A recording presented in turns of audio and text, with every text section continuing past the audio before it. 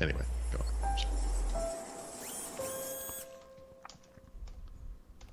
I can exclusively confirm, Paul, Yeah. that I am. Oh, I got an echo. Where's that coming from? Exclusively confirm you have an echo? Well, I can hear an echo. I could. Now I can't. Well, I was trying to say I can exclusively confirm that I am not interested in buying TikTok.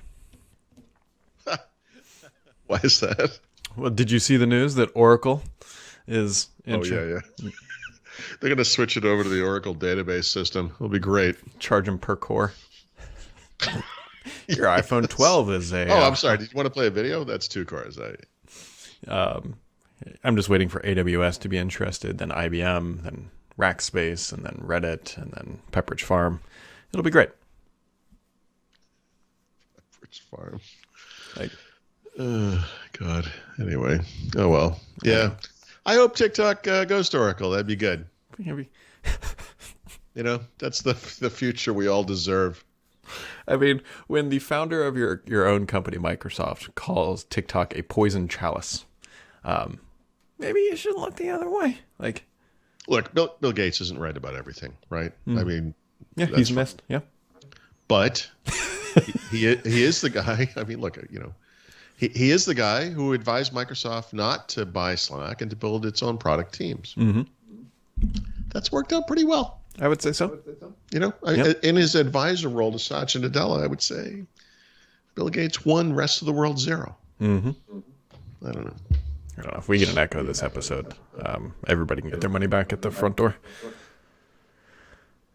By the way, I wanted to thank you for finding a photo of me on the podcast yesterday that somehow made me look like some actress who's had plastic surgery.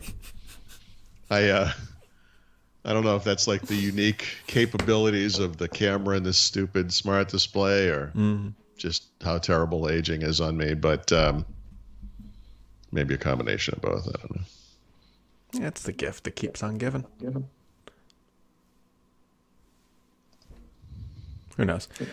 Wow, this is gonna be a short episode because that echo is really annoying, and I have no idea how it's coming through. Yeah. I don't know if it's coming through your end back to me. Oh, you know what? It might be my end. I mean, I am going through the speakers, so I bet that is. So Let once me again, lower folks, per usual, it is Paul's fault.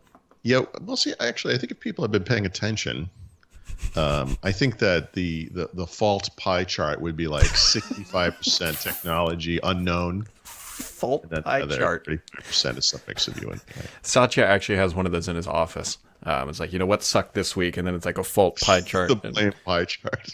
It's an effective. Comes out of Power BI. It's great. It's the Microsoft graph just burps this thing out every morning. On one of those like printers they still use at the airports that still got the wheels that turn the pulled up threaded paper. Like a thought matrix thing. Yeah. Yep.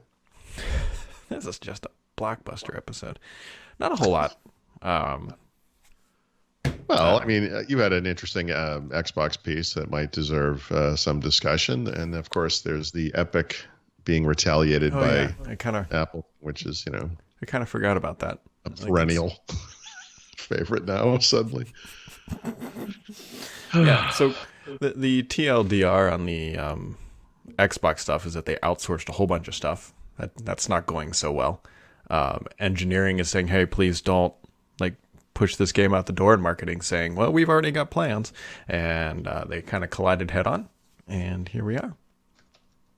right?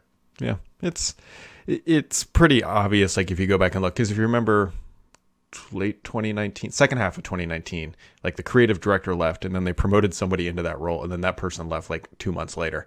Yeah, everything's fine, and yeah, You know, there's a lot of backlash in our comments around Halo specifically, right?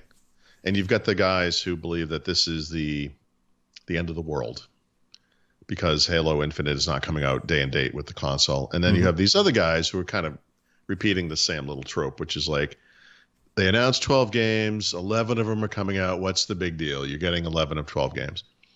You know, Halo isn't just a game, guys. You know, it's the game. It's the face of the franchise.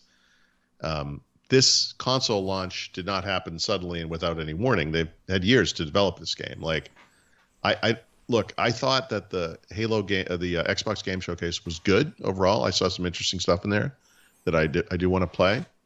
Mm-hmm. But obviously, Halo was up front and center. Literally, it was the first game. Yep. And I would be shocked if anyone listening or watching this or whatever who watched that thing was not at least a little disappointed by the quality of the graphics. Mm-hmm.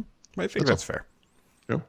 And like I said, I think earlier on a different podcast, I thought this was going to be like a Wizard of Oz thing where it was going to suddenly explode into this thing where you're like, oh my God, there it is. You know, it's awesome. Mm-hmm. And it didn't happen. So, you know, that's all. It's a big deal. And I think we need to recognize it as a big deal. I don't think there is a single game, you have to really think about this, on the PlayStation side that maps to Halo. Halo has an outsized influence and popularity, whatever, on the Xbox platform. It does.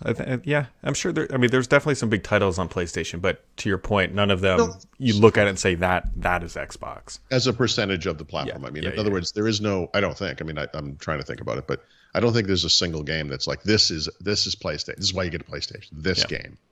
I don't think that exists. They have a lot of games. I mean, you know, they have obviously they have certain advantages. But, you know, good, bad, and different. Halo is kind of the face of the Xbox. Yeah, the other interesting sort of thing is that Microsoft has literally invested hundreds of millions of dollars into this game, into 343, to bring this to market. I don't know if it's hit $1 billion yet, but it's many hundreds of millions of dollars. And so you got to remember, too, they have a TV show that's even coming part of this. And that's supposed to all line up, and yeah. Yep, exactly. There were also, I mean, someone had mentioned this, maybe it was you, or maybe it was just in the comments or something, but somewhere at some point said, you know, there's a whole infrastructure behind this game too. Yep. There were tie-ins with like Monster drinks and probably fast food restaurants, and I'm sure, you know, retailers had toys, and I mean, you know, talk about putting on the skids.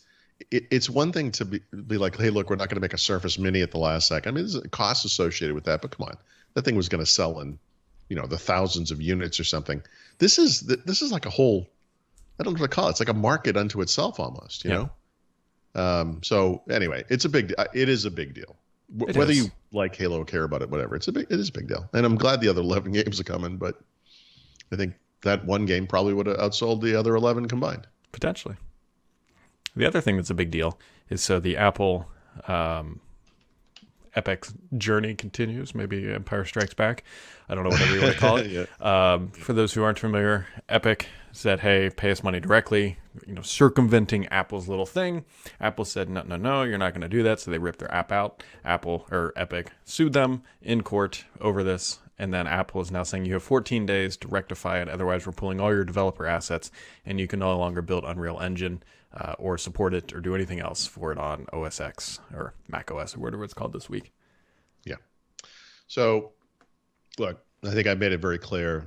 I support Epic. I support any company that stands up to Apple or any of these other companies that are charging too high of a percentage on in-app purchases, especially subscriptions, which I think needs to end. I mean, this is just, it's so obvious. I cannot believe there are people out there who are taking the side of Apple or any big tech company in this case, but they do, you know, so there's all this, it's not just the percentage, it's the fact that there are no other choices for getting apps onto this duopoly. There's no other payment systems you can use. I mean, they've really created a chokehold so that they guarantee incredibly high level of revenues. Mm-hmm. And look, Apple's the most successful company on earth, basically. I mean, it's worked. They're not hurting for bandwidth costs or whatever people are so concerned about. Here's the problem. People hear me say something like that, and they're like, "Oh, Paul hates Apple. There he goes again." You know, like that's like my mind is that simplistic. Unfortunately, Epic has made a big mistake here. Because I believe that Apple's terms are onerous and that the contract everyone signed, everyone knew what they were getting to, blah, blah, blah, is illegal and anti-competitive. And this is why they're fighting, and I get it. But the thing that Apple came back to Epic with was, you need to put the previous version of the app back in the store, the one that doesn't violate our policies. And Epic said no. And they said, well, if you're not going to do that, then we're going to cancel your developer license. So now Epic's like, oh, we're going to lose the Unreal Engine. That's it's an economic thing, and you're going to ruin all of it. Blah. Yeah, All you got to do, look, we get you, you're fighting this. We agree with you. But while this winds its way through the courts, you need to go back to the way it was the entire time. Yep. I hate to even say this, but in this case, in this exact instance, in this one thing, Apple's stance is reasonable and defensible, and Apple's is not. And that document, I don't know if it's awesome reading, by the way, the 200-page legal filing, recommended to everybody. You got to pick it out, but in there it does say Apple asked us to do this, and we said no. Well, sorry guys. There you go.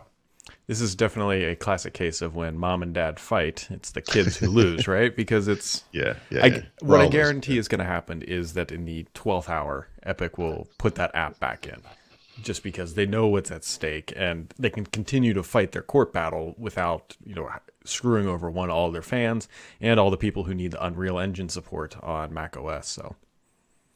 Yeah, I mean, look, you're making a deal with the mafia. You're making a deal with the devil, however you want to phrase it. We get it. I agree with you. Some people don't. That's cool. But unfortunately,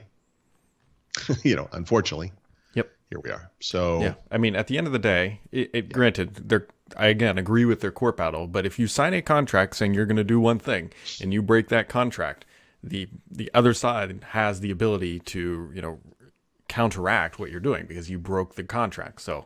Yeah. Right, wrong, or indifferent, that's the basics of it. Now it's up to the courts to determine if that's anti-competitive, which I think most of us think it is in some capacity, one way or another, but we will find out. Yeah. Yep. So. I agree. Yeah, well, hopefully everyone didn't hear all our conversations twice, but if you did, we'll see if it fixes tomorrow. But we make no promises because we might be buying TikTok and that's where all our money's going. Are we going to move the podcast to TikTok? Oh, God, no.